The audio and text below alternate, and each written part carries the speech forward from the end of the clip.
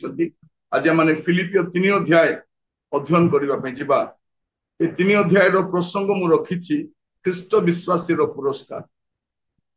ख्रीष्ट विश्वासी पुरस्कार माने प्रत्येक ख्रीष्ट विश्वासी पुरस्कार अच्छे।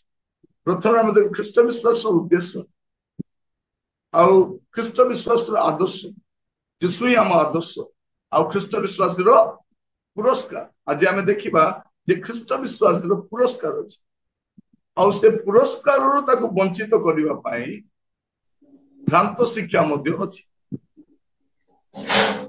तो से प्रथम 3 पद जदि पढ़ा पढ़ंतु फिलिपियो 3 पर्व तार प्रथम 3 पद।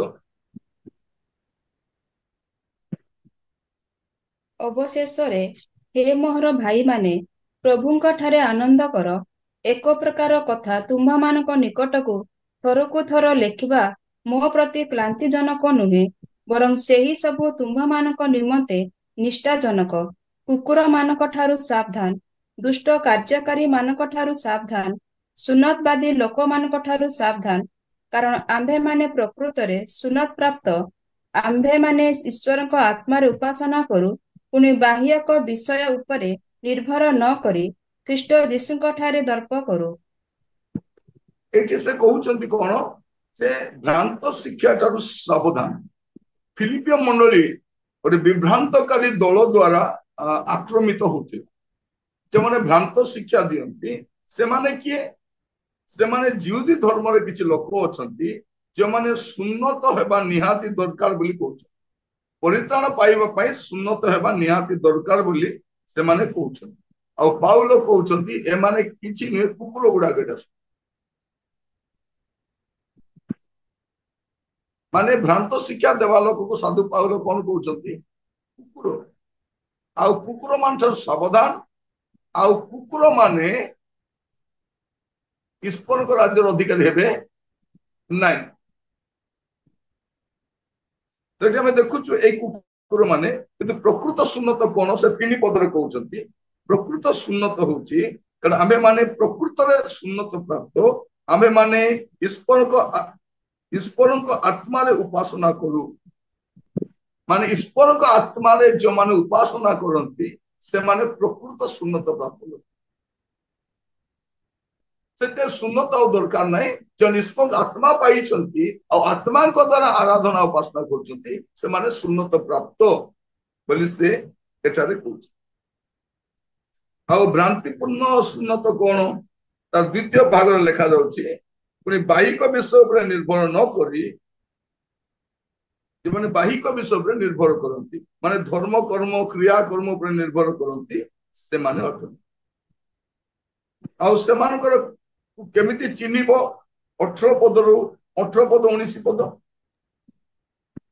कारण एपरि अनेक अछंती जो मानकर आचरण विषय रे मु तुम्भा मानकु थरकु थर कहि अछि आ वर्तमान मध्य कांदी कांदी कहूअछि सेमाने ख्रीष्टको क्रूसर शत्रु, सेमानको परिणाम विनाश, उदर सेमानकर देवता, सेमाने आपण आपण लज्जा को दर्पर विषय मने करंती, पुनि पार्थिव विषय गुड़ाकरे आसक्त अटंती। ए भ्रांत शिक्षा देवा लोक को चिन्हिबा पई से एटी 5टी विषय कहउचंती। प्रथम विषय कोन सेमानकर आचरण सेमान उच्चारण भलो अछि किंतु आचरण तापरे सेमाने क्रूसर शत्रु द्वितीय विषय। तृतीय विषय उदर सेमानकर देवता पेट पई नाटक पेट पई सेवा करंती लोक मान को भ्रमित करंती आउ लज्जा को दर्पर विषय मने करंती जो विषय में लज्जित हेबा कथा से गर्व करंती। आ पंचम विषय पार्थिव विषय गुडा आसक्त हो। ए 5टी विषय ए कुकुर माने बा भ्रांत शिक्षा देवा शिखिबे।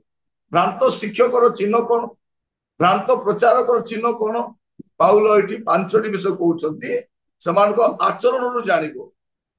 भल भल शिक्षा दियंती वाक्य भल दियंती भक्तिर भेक धरंती किंतु कौन सेमानकर आचरण रु जानिबो सेमाने क्रूसर शत्रु सेमानक जीवन रे बा शिक्षा रे क्रूस नथिबो क्रूस दरकार नै बोली कहिबे। क्रूस प्रभु यीशु क्रूस रे मरि गलेनी ଆମକୁ ଆଉ ଦୁଃଖ କଷ୍ଟ ନିନ୍ଦା ତାଡ଼ନା ରହିବ ନାହିଁ ବୋଲି ଏମାନେ କୃଷକୁ ଅଗ୍ରାହ୍ୟ କରନ୍ତି। ଆଉ ତୃତୀୟ ବିଷୟ, ପେଟ ପାଇଁ ସେବା। ଆମେ ସେବା କରି ବଞ୍ଚୁଛୁ ଆଜ୍ଞା, ଆପଣ ମାନେ ପଇସା ନଦେଲେ ଆମେ କେମିତି ଚଳିବୁ? ଯଦି ଜଣେ ଲୋକ କହୁଛି ଜାଣିବ ଇଏ ପୂଜାରୀ, ଏଟା ପେଟ ପୂଜାରୀ। ପରମେଶ୍ୱର ଆପଣ ଲୋକମାନଙ୍କ ଯତ୍ନ ନେଇ ଜାଣିଛନ୍ତି। ପାଉଲଙ୍କ ସେବା ଦେଖନ୍ତୁ, ତିମୋଥୀଙ୍କ ସେବା ଦେଖନ୍ତୁ, ପିତରଙ୍କ ସେବା ଦେଖନ୍ତୁ, ଏଲିୟଙ୍କ ସେବା ଦେଖନ୍ତୁ। ପ୍ରଭୁ ସମସ୍ତଙ୍କୁ ପ୍ରয়োଜନୀୟ ବିଷୟ ଯୋଗାନ୍ତି। ଆମକୁ ପେଟ ପାଇଁ ଚିନ୍ତା କରିବାର ଆବଶ୍ୟକ ନାହିଁ। ତାପରେ କଣ, ଲଜ୍ଜାର ବିଷୟକୁ ଦର୍ପଣ ବିଷୟ ବୋଲି ମନେ କରନ୍ତି, ଆଉ ପାର୍ଥିବ ବିଷୟ ଗୁଡାକରେ ଆସକ୍ତ ହୁଅନ୍ତି। ତ ଏଇଟା ସେ ଭ୍ରାନ୍ତ ଲୋକମାନଙ୍କୁ ଚିହ୍ନିବ। ଏମାନେ କଣ କରନ୍ତି, ପୁଣି ଥରେ ରୀତିନୀତି କ୍ରିୟାକର୍ମକୁ ଫେରେଇ ନିଅନ୍ତି। ତାପରେ ସେ ଦ୍ୱିତୀୟ ବିଷୟ କହୁଛନ୍ତି, ଈଶ୍ୱରଙ୍କ ସନ୍ତାନ ହେବା ପାଇଁ ସେ କଣ ମୂଲ୍ୟ ଦେବା ପାଇଁ ପଡେ। 4 ପଦରୁ 8 ପଦ ପଢିବେ, 4 ପଦରୁ 8 ପଦ। ମୁଁ ତ ବାହ୍ୟକ ବିଷୟ ଉପରେ ମଧ୍ୟ ନିର୍ଭର କରିପାରନ୍ତି। ଯଦି ଅନ୍ୟ କେହି ବାହ୍ୟକ ବିଷୟ ଉପରେ ନିର୍ଭର କରିପାରେ ବୋଲି ମନେ କରେ, ତେବେ ମୁଁ ଅଧିକ କରିପାରେ। ମୁଁ ଅଷ୍ଟମ ଦିନରେ ସୁନତ ପ୍ରାପ୍ତ, ଇସ୍ରାଏଲ ବଂଶଜାତ, ବିନ୍ୟାମିନ ଗୋଷ୍ଠୀୟ, ଏବ୍ରିୟ ରକ୍ତଜାତ ଜଣେ ଏବ୍ରିୟ, ବ୍ୟବସ୍ଥା ପାଳନ ସମ୍ବନ୍ଧରେ ଜଣେ ଫାରୁସୀ, ଉଦ୍ଯୋଗ ସମ୍ବନ୍ଧରେ ମଣ୍ଡଳୀର ଜଣେ ତାଡ଼ନାକାରୀ, ପୁଣି ବ୍ୟବସ୍ଥାଗତ ଧାର୍ମିକତା ସମ୍ବନ୍ଧରେ ନିର୍ଦ୍ଦୋଷ ଦେଖାଯାଇଥିଲି। କିନ୍ତୁ ଯାହା ସବୁ ମୋ ପକ୍ଷରେ ଲାଭଜନକ ଥିଲା, ସେହି ସବୁ ମୁଁ ଖ୍ରୀଷ୍ଟଙ୍କ ନିମନ୍ତେ କ୍ଷତିଜନକ ବୋଲି ଗଣ୍ୟ କରିଅଛି। ହଁ, ପ୍ରକୃତରେ ମୁଁ ମୋର ପ୍ରଭୁ ଖ୍ରୀଷ୍ଟ ଯୀଶୁଙ୍କ ଜ୍ଞାନର ଉତ୍କୃଷ୍ଟତା ନିମନ୍ତେ ସମସ୍ତ ବିଷୟ କ୍ଷତିଜନକ ବୋଲି ଗଣ୍ୟ କରେ। ତାହାଙ୍କ ନିମନ୍ତେ ମୁଁ ସମସ୍ତ ବିଷୟର କ୍ଷତି ସହ୍ୟ କଲି, ପୁଣି ସେହି ସବୁ ଆବର୍ଜନା ସ୍ୱରୂପ ଗଣ୍ୟ କରେ, ଯେପରି ମୁଁ ଖ୍ରୀଷ୍ଟଙ୍କୁ ଲାଭ କରିପାରେ ଓ ତାହାଙ୍କର ବୋଲି ଜଣାଯାଏ। ଏଇଠି ସେ କଣ କହୁଛନ୍ତି ଯେ ସେ କଣ ମୂଲ୍ୟ ଦେଇଛନ୍ତି। ସେ ଆଗ ଭାବୁଥିଲେ କଣ, এইଗୁଡାକ ଦରକାର। 7ଟା ବିଷୟ କହୁଛନ୍ତି, ମୁଁ ଅଷ୍ଟମ ଦିନରେ ସୁନତ ପ୍ରାପ୍ତ, ଦ୍ୱିତୀୟ ବିଷୟ ଇସ୍ରାଏଲ ବଂଶଜାତ, ତୃତୀୟ ବିଷୟ ବିନ୍ୟାମିନ ଗୋଷ୍ଠୀୟ, ଚତୁର୍ଥ ବିଷୟ ଏବ୍ରିୟ ରକ୍ତଜାତ ଏବ୍ରିୟ, ପଞ୍ଚମ ବିଷୟ ଜଣେ ଫାରୁସୀ, ଷଷ୍ଠ ବିଷୟ ମଣ୍ଡଳୀର ଜଣେ ତାଡ଼ନାକାରୀ, ସପ୍ତମ ବିଷୟ ବ୍ୟବସ୍ଥାଗତ ଧାର୍ମିକତା ସମ୍ବନ୍ଧରେ ନିର୍ଦ୍ଦୋଷ ଦେଖାଯାଇଛି। ଏ 7ଟା ବିଷୟ ଥିଲା, କିନ୍ତୁ ଏ ସବୁ କଣ, କିନ୍ତୁ ଯାହା ସବୁ ମୋ ପକ୍ଷରେ ଲାଭଜନକ ବୋଲି ମନେ କରୁଥିଲି, ମୋ ପାଇଁ କ୍ଷତିଜନକ ଥିଲା। এইଗୁଡାକ ମତେ ଖ୍ରୀଷ୍ଟଙ୍କୁ ଜାଣିବା ପାଇଁ ଦଉନଥିଲା। এইଗୁଡାକ ମତେ ଖ୍ରୀଷ୍ଟଙ୍କ ପାଖକୁ ଆସିବା ପାଇଁ ଦଉନଥିଲା। କଣ କଲି, ହଁ, ପ୍ରକୃତରେ ମୁଁ ମୋର ପ୍ରଭୁ ଖ୍ରୀଷ୍ଟ ଯୀଶୁଙ୍କର ଜ୍ଞାନର ଉତ୍କୃଷ୍ଟତା ନିମନ୍ତେ ସମସ୍ତ ବିଷୟ କ୍ଷତିଜନକ ବୋଲି ଗଣ୍ୟ କରେ। ତାହାଙ୍କ ନିମନ୍ତେ ମୁଁ ସମସ୍ତ ବିଷୟ କ୍ଷତି ସହ୍ୟ କଲି, ପୁଣି ସେଇ ସବୁ ଆବର୍ଜନା ସ୍ୱରୂପ ଗଣ୍ୟ କରେ, ଯେପରି ମୁଁ ଖ୍ରୀଷ୍ଟଙ୍କୁ ଲାଭ କରିପାରେ। କଣ ଲାଭ କରିପାରେ? ଖ୍ରୀଷ୍ଟଙ୍କୁ ଲାଭ କରିପାରେ ଓ ତାହାଙ୍କର ବୋଲି ଜଣାଯାଏ। ସେ କଣ କହୁଛନ୍ତି, ମୋ ପାଇଁ ଯୋଉଟା ଗୋଟେ ବୃଥା ଗର୍ବ ଥିଲା, ଏ ସବୁକୁ ମୁଁ ଛାଡିଛି, ଆଉ ମୁଁ ଖ୍ରୀଷ୍ଟଙ୍କୁ ପାଇବା ପାଇଁ ମୁଁ ଆଗକୁ ବଢୁଛି। ଖ୍ରୀଷ୍ଟ ମତେ ଦରକାର। ସେ କଣ କହୁଛନ୍ତି, ଏସବୁ କ୍ଷତି, କିନ୍ତୁ ଏଇଟା ମୋର ପାଇଁ ଲାଭ ଥିଲା। ଖ୍ରୀଷ୍ଟ ମୋ ପାଇଁ ଲାଭ। ତାପରେ ଆପଣ 9 ପଦରୁ 14 ପଦ ପଢିବେ, 9 ପଦରୁ 14 ପଦ। ପୁଣି ବ୍ୟବସ୍ଥା ପାଳନ ହେତୁ ନିଜର ଧାର୍ମିକତା ପ୍ରାପ୍ତ ନ ହୋଇ, ବରଂ ଯେପରି ଖ୍ରୀଷ୍ଟଙ୍କ ଠାରେ ବିଶ୍ୱାସ ଦ୍ୱାରା ଈଶ୍ୱର ଦତ୍ତ ବିଶ୍ୱାସମୂଳକ ଧାର୍ମିକତା ପ୍ରାପ୍ତ ହୁଏ, ଯେପରି ମୁଁ ତାହାଙ୍କ ପୁନରୁତ୍ଥାନର ଶକ୍ତି ଓ ତାହାଙ୍କ ମୃତ୍ୟୁ ଭୋଗରେ ତାହାଙ୍କ ତୁଲ୍ୟ ହୋଇ ତାହାଙ୍କ ଦୁଃଖ ଭୋଗର ସହଭାଗିତା ଜ୍ଞାତ ହୁଏ, ଏବଂ କୌଣସି ପ୍ରକାରେ ମୃତମାନଙ୍କ ମଧ୍ୟରୁ ପୁନରୁତ୍ଥାନ ପ୍ରାପ୍ତ ହୋଇପାରେ। ମୁଁ ଯେ ଏବେ ସେହି ସମସ୍ତ ପ୍ରାପ୍ତ ହୋଇଅଛି ଅବା ସିଦ୍ଧି ଲାଭ କରିଅଛି, ତାହା ନୁହେଁ, କିନ୍ତୁ ମୁଁ ଖ୍ରୀଷ୍ଟ ଯୀଶୁଙ୍କ ଦ୍ୱାରା ଧୃତ ହୋଇଥିବାରୁ ତାହା ଧରିବା ପାଇଁ ଦୌଡୁଅଛି। ହେ ଭାଇମାନେ, ମୁଁ ଏପର୍ଯ୍ୟନ୍ତ ତାହା ଧରିଅଛି ବୋଲି ମନେ କରୁନାହିଁ, କିନ୍ତୁ ଗୋଟିଏ ବିଷୟ ମୁଁ କରୁଅଛି, ପଶ୍ଚାତ୍ ବିଷୟ ସବୁ ମନରୁ ଦୂର କରି ସମ୍ମୁଖରେ ଥିବା ବିଷୟଗୁଡ଼ିକ ପ୍ରତି ଦୃଷ୍ଟି ରଖି ଖ୍ରୀଷ୍ଟ ଯୀଶୁଙ୍କ ଠାରେ ଈଶ୍ୱରଙ୍କ ସ୍ୱର୍ଗୀୟ ଆହ୍ୱାନପଣ ପାଇବା ନିମନ୍ତେ ପ୍ରାଣପଣ କରି ଲକ୍ଷ୍ୟସ୍ଥଳକୁ ଦୌଡୁଅଛି। ଆପଣ 20-21 ପଦ ମଧ୍ୟ ପଢି ଦିଅନ୍ତୁ। 20-21 ପଦ। ଆମ୍ଭେମାନେ ତ ସ୍ୱର୍ଗର ପ୍ରଜା, ସେ ସ୍ଥାନରୁ ମଧ୍ୟ ଆମ୍ଭେମାନେ ତ୍ରାଣକର୍ତ୍ତା ପ୍ରଭୁ ଯୀଶୁ ଖ୍ରୀଷ୍ଟଙ୍କ ଆଗମନର ଅପେକ୍ଷାରେ ଅଛୁ। ସେ ଆପଣାର ଯେଉଁ କାର୍ଯ୍ୟସାଧକ ଶକ୍ତି ଦ୍ୱାରା ସମସ୍ତ ବିଷୟକୁ ନିଜର ବଶୀଭୂତ କରିପାରନ୍ତି, ତଦ୍ୱାରା ଆମ୍ଭମାନଙ୍କର ଛାର ଶରୀରକୁ ରୂପାନ୍ତରିତ କରି ଆପଣାର ଗୌରବମୟ ଶରୀରର ସଦୃଶ କରିବେ। ଏଇଠି ସେ ଏବେ ପୁରସ୍କାର ବିଷୟ କହୁଛନ୍ତି। ପ୍ରଥମରେ କଣ ବୋଲି କହିଲେ? ଭ୍ରାନ୍ତ ଶିକ୍ଷା ଦେବା ଲୋକ ଠାରୁ ସାବଧାନ, ସେମାନଙ୍କୁ କେମିତି ଚିହ୍ନିବ ତାର 5ଟା ଗୁଣ କହିଲେ। ତାପରେ ସେ ନିଜ ପାଇଁ ଯୋଉଟା ଲାଭ ଥିଲା ସେଗୁଡାକ ମୋ ପାଇଁ କ୍ଷତି, ମୁଁ ଖ୍ରୀଷ୍ଟଙ୍କୁ ଲାଭ କରିବା ପାଇଁ ଚାହେଁ ବୋଲି କହିଲେ। ଏବେ ପୁରସ୍କାର କଣ? ସେ 4ଟି ପୁରସ୍କାର କହୁଛନ୍ତି। 4ଟି ପୁରସ୍କାର ମାନେ 4ଟି ଲାଭ। ପ୍ରଥମ ଲାଭ କଣ? 9ରୁ 12ରେ ଆମେ ଦେଖୁଛୁ ନୂଆ ଧାର୍ମିକତା। ସେଇ ବ୍ୟବସ୍ଥାଗତ ଧାର୍ମିକତା ନୁହେଁ, ଏବେ ନୂଆ ଧାର୍ମିକତା, ବିଶ୍ୱାସ ମୂଳକ ଧାର୍ମିକତା, ଏଇଟା ଗୋଟେ ପୁରସ୍କାର ଅଟେ। ତାପରେ 13-14 ପଦରେ ଦ୍ୱିତୀୟ ବିଷୟ କଣ? ନୂଆ ଲକ୍ଷ୍ୟ। ନୂଆ ଲକ୍ଷ୍ୟ ନେଇ ସେ ଆଗକୁ ଯାଉଛି, ମାନେ ଏବେ ତାଙ୍କ ପାଇଁ ଗୋଟେ ଜୀବନର ଲକ୍ଷ୍ୟ ମିଳିଯାଇଛି। ତାପରେ 20 ପଦ ଦେଖିବେ ନୂଆ ଗୃହ। ନୂଆ ଗୃହ। 21 ପଦ ଦେଖିବେ ନୂଆ ଶରୀର। 4ଟା ନୂଆ ବିଷୟ ପାଉଛନ୍ତି। ଗୋଟେ ହଉଛି କଣ?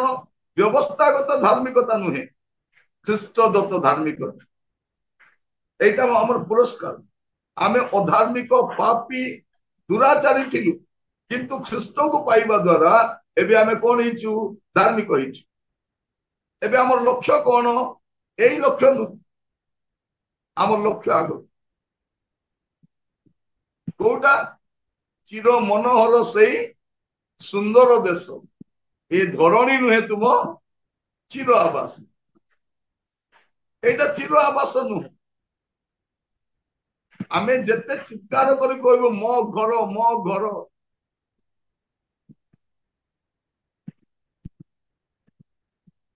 ମୋ କଣ?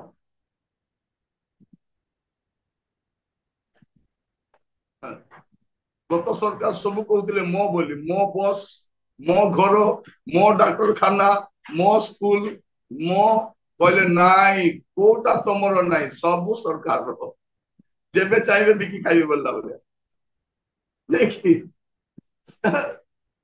ଗତ ସରକାର କଣ? ସବୁ ମୋ, ମୋ ବସ୍, ମୋ ମୋ ଏକ ସବୁ ମୋ ହଟାଅ, ମୋ ନାଇଁ। ତମର କଣ? କେନ୍ଦ୍ର ତ ମୋ ବୋଲି କହୁନାହିଁ, ତୁମର କିଛି ନାହିଁ। ଆମର ଦେଶର ପରିସ୍ଥିତି ଭାବିଲେ ଆଶ୍ଚର୍ଯ୍ୟ ଲାଗିବ। ମାନେ ଟ୍ରେନରେ କିଏ ମାନେ ଯାଇଛନ୍ତି? ଆପଣ ହାତ ଉଠାଇବା ଦରକାର ନାହିଁ, ପ୍ରାୟ ସମସ୍ତେ ଯାଇଥିବେ ଟ୍ରେନ ହେଲା। ଟ୍ରେନରେ 2ଟା ଡବା ଥିବ, ଜେନେରାଲ ଡବା। ତାହିଁରେ 30ଟା ଡବା ଥାଉ, 20ଟା ଡବା ଥାଉ, 2ଟା ଥିବ ଜେନେରାଲ ଡବା। ସେ ଜେନେରାଲ ଡବା କାହା ପାଇଁ? ସେ ଜେନେରାଲ ଡବା ହଉଛି 80 କୋଟି ଲୋକ ପାଇଁ, ଯେଉଁମାନେ ଫ୍ରି ଚାଉଳ ପାଆନ୍ତି, ସେମାନଙ୍କ ପାଇଁ। ମାନେ ଭାବି ଦେଖନ୍ତୁ, 80 କୋଟି ଲୋକ, ସେମାନଙ୍କ ପାଇଁ ଅଧିକା ଡବା ରହିବା କଥା, କିନ୍ତୁ ଏ 80 କୋଟି ଲୋକ ପାଇଁ 2ଟା ଡବା ଥାଏ, ଆଗରେ କି ପଛରେ।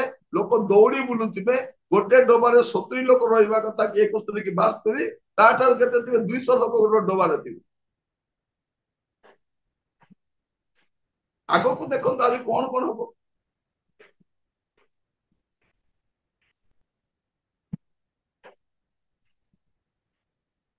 ତ ଏଇଠି ଆମର କିଛି ନାହିଁ, କିନ୍ତୁ ଗୋଟେ ଧାର୍ମିକ ବ୍ୟକ୍ତିର, ପ୍ରଭୁଙ୍କୁ ଗ୍ରହଣ କରିଥିବା ଲୋକ ପାଇଁ ପୁରସ୍କାର ଗୁଡାକ କଣ? ନୂଆ ଧାର୍ମିକତା, ନୂଆ ଲକ୍ଷ୍ୟ, ନୂଆ ଗୃହ। ଆମେ ଗୋଟେ ଗୃହର ଅପେକ୍ଷାରେ ଅଛୁ, ଆମେ ସେଠିକାର ପ୍ରଜା ଅଟୁ। ଆଉ ଗୋଟେ ନୂଆ ଶରୀର। 21 ପଦରେ ଲେଖାରେ ଅଛି ନୂଆ ଶରୀର। ଆପଣଙ୍କ ପାଇଁ, ମୋ ପାଇଁ ନୂଆ ଶରୀର। ପାଉଲ ସେଥିପାଇଁ କଣ କହୁଛନ୍ତି? 15ରୁ 17 ପଦ ପଢିବେ। 15 ପଦରୁ 17 ପଦ। ଅତଏବ ଆସ, ଆମ୍ଭେମାନେ ଯେତେ ଲୋକ ସିଦ୍ଧ ଏହିପରି ଭାବ ଧାରଣ କରୁ। ଆଉ ଯଦି କୌଣସି ବିଷୟରେ ତୁମ୍ଭମାନଙ୍କର ଭାବ ଭିନ୍ନ ପ୍ରକାର ଥାଏ, ତେବେ ଏହା ମଧ୍ୟ ଈଶ୍ୱର ତୁମ୍ଭମାନଙ୍କ ନିକଟରେ ପ୍ରକାଶ କରିବେ। କେବଳ ଆମ୍ଭେମାନେ ଯେ ଯେତେ ପର୍ଯ୍ୟନ୍ତ ଅଗ୍ରସର ହୋଇଅଛୁ ସେହି ଅନୁସାରେ ଆଚରଣ କରୁ। ହେ ଭାତୃଗଣ, ତୁମ୍ଭେମାନେ ଏକତ୍ର ମିଳି ମୋହର ଅନୁକାରୀ ହୁଅ। ପୁଣି ଆମ୍ଭମାନଙ୍କଠାରେ ଯେଉଁ ଆଦର୍ଶ ଦେଖୁଅଛ, ଯେଉଁମାନେ ତଦନୁଯାୟୀ ଆଚରଣ କରନ୍ତି, ସେମାନଙ୍କ ପ୍ରତି ଦୃଷ୍ଟି କର। ଏବେ କଣ କର? ଏବେ ଗୋଟିଏ କାମ କର, ତୁମେ ଆମମାନଙ୍କର ଅନୁକାରୀ ହୁଅ। ତୁମେ ସେମାନଙ୍କ ଅନୁକାରୀ ହୁଅ ନାହିଁ। ଏଇ ଯୋଉମାନେ ସୁନ୍ନତବାଦୀ ମାନେ, କୁକୁର ମାନେ, ସେମାନଙ୍କ ଚିହ୍ନ ଏ 5ଟି ବିଷୟ ଚିହ୍ନ। ମାନେ ପାଉଲ କହିବା ପାଇଁ ଚାହାନ୍ତି ଆମର ଆଚରଣରୁ ଦେଖ। ଆମେ କୃଷର କଥା ପ୍ରଚାର କରୁ, ଆମେ ପେଟ ପାଇଁ ସେବା କରୁନାହୁଁ, ଉପବାସରେ ଉଜାଗରରେ ସେବା କରିଛୁ, ଲଜ୍ଜାର ବିଷୟକୁ ଦର୍ପଣ ବିଷୟ ବୋଲି କହିନାହୁଁ, ପାପ ତାକୁ ପାପ ବୋଲି କହିଛୁ, ଆଉ ପାର୍ଥିବ ବିଷୟରେ ଆସକ୍ତ ନୁହଁ। ଆମ ପାଇଁ ଗୋଟେ ଗୃହ ଅଛି, ଆମ ପାଇଁ ଗୋଟେ ରାଜ୍ୟ ଅଛି, ଆମ ପାଇଁ ଗୋଟେ ନୂଆ ଶରୀର ଅଛି। ଭାବି ଦେଖନ୍ତୁ, ଏଇଟା ଆମ ପାଇଁ ଆଶୀର୍ବାଦ। ପୁରସ୍କାର କଣ, ଆଶୀର୍ବାଦ କଣ? ଆମ ପାଇଁ ଗୋଟେ ନୂଆ ଧାର୍ମିକତା, ଯେବେ ନୂଆ ଲକ୍ଷ୍ୟ ନେଇ ବଞ୍ଚିବା, ନୂଆ ଗୃହ ଆମ ପାଇଁ ଅଛି, ନୂଆ ଗୃହ ଅଛି। ତା ସହିତ କଣ?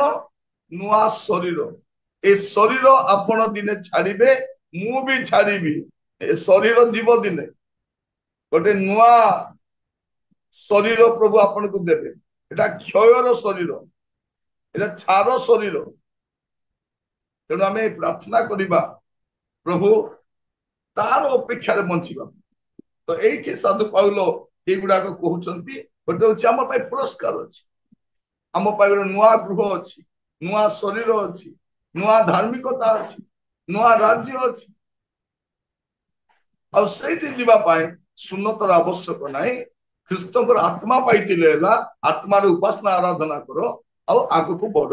ସେ ପାଉଲ କହୁଛନ୍ତି, ମୋର ଭଳିଆ ଏ ବୃଥା ବିଷୟକୁ ନେଇ ଗର୍ବ କର ନାହିଁ, ଏଗୁଡାକ କିଛି କାମରେ ଆସିବ ନାହିଁ। ଖ୍ରୀଷ୍ଟ ହିଁ ଆମକୁ ଦରକାର, ଆମେ ଖ୍ରୀଷ୍ଟଙ୍କୁ ଲାଭ କରିବାର ଅଛି। ଆସନ୍ତୁ ପ୍ରାର୍ଥନା କରିବୁ। ଅନୁଗ୍ରହକାରୀ ପିତା ପରମେଶ୍ୱର, ଆମେ ଆପଣଙ୍କୁ ଧନ୍ୟବାଦ ଦଉଛୁ। ବାକ୍ୟ ଦ୍ୱାରା ଆପଣ ଆମମାନଙ୍କ ସହିତ କଥା ହେଇଛି ପ୍ରଭୁ। ଆମମାନଙ୍କ ଜୀବନକୁ ସଜାଡ଼ିବା ପାଇଁ ଦିଅ ପ୍ରଭୁ, ଯେପରି ଆମେ ଗୋଟେ ନୂଆ ଲକ୍ଷ୍ୟରେ ବଞ୍ଚିବୁ, ନୂଆ ଉଦ୍ଦେଶ୍ୟରେ ବଞ୍ଚିବୁ, ସେଇ ନୂଆ ରାଜ୍ୟ ପାଇଁ ପ୍ରସ୍ତୁତ ହବୁ। ନୂଆ ଶରୀର ଆମ ପାଇଁ ଅପେକ୍ଷା କରୁଛି। ଏ ଶରୀର କ୍ଷୟ ପାଇଲେ ମଧ୍ୟ ଆମେ ଗୋଟେ ନୂଆ ଶରୀର ପ୍ରାପ୍ତ ହେବା ପାଇଁ ଯାଉଛୁ। ପ୍ରତ୍ୟେକଙ୍କୁ ବାହୁଲ୍ୟ ରୂପେ ଆଶୀର୍ବାଦ ଦେବ, ପ୍ରତ୍ୟେକଙ୍କୁ ଦୟା ପ୍ରଭୁ। ଆଜି ଠାରୁ ଆମର ଶରୀର ପାଇଁ ନୁହେଁ, ଆମ ଘର ପାଇଁ ନୁହେଁ, ଆମ ନୂଆ ଘର, ନୂଆ ଶରୀର ପାଇଁ ଅପେକ୍ଷା କରି ନୂଆ ପାଇଥିବା ଧାର୍ମିକତାକୁ ଧରି ଲକ୍ଷ୍ୟସ୍ଥଳକୁ ବଢିବା ପାଇଁ ସାହାଯ୍ୟ। ପ୍ରତ୍ୟେକଙ୍କୁ ଦୟା କର। ପ୍ରାର୍ଥନା ଶୁଣିଥିବାରୁ ଆପଣଙ୍କୁ ଅଶେଷ ଧନ୍ୟବାଦ ଦଉଛି। ଧନ୍ୟବାଦ ଦେଇ ପ୍ରାର୍ଥନାଟି ମୋର ପ୍ରାଣର ପ୍ରିୟ ଯୀଶୁଙ୍କ ନାମରେ ମାଗିଲି ରାଜା, ଆମେନ୍। ଯେତେବେଳେ ପିତା ଈଶ୍ୱରଙ୍କର ପ୍ରେମ, ପ୍ରଭୁ ଯୀଶୁ ଖ୍ରୀଷ୍ଟଙ୍କର ଅନୁଗ୍ରହ, ପବିତ୍ର ଆତ୍ମା ପରମେଶ୍ୱରଙ୍କର ଶାନ୍ତି, ଶକ୍ତି, ସହଭାଗିତା, ଚେତନା, ପରାମର୍ଶ ଯୀଶୁ ଖ୍ରୀଷ୍ଟଙ୍କୁ ମେଘମାଳାରେ ସାକ୍ଷାତ କରିବା ପର୍ଯ୍ୟନ୍ତ ଆମ ପ୍ରତ୍ୟେକଙ୍କର ସହବର୍ତ୍ତୀ ହୁଅନ୍ତୁ। ଆମେନ୍।